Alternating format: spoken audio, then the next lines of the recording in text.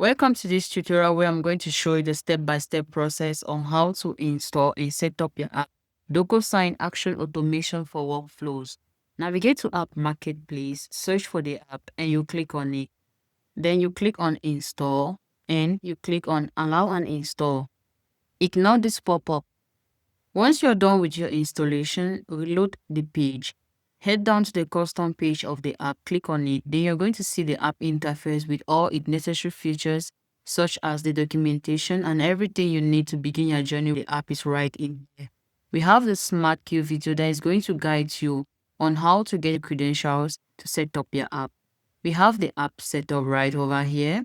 No worries, let's walk you through how to set up your app. Copy the redirect URL and head to the account which we've created online. Click on your profile, then head to the apps and keys.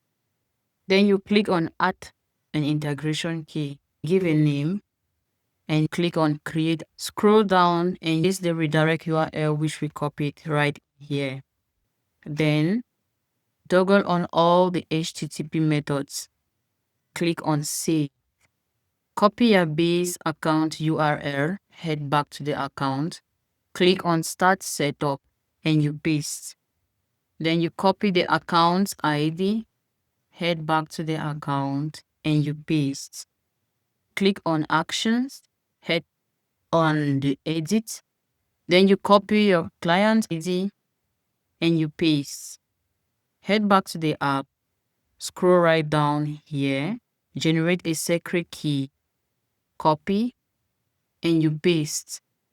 Once you're done, you click on the complete setup and you have this pop-up page here. Click on allow access to complete your app then your app will be successfully configured.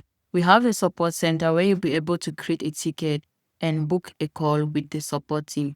And we have the changelog feature where you're going to track all the updates and improvements made on this app. To receive emails, toggle on the email notification, insert your email and you click on the subscribe.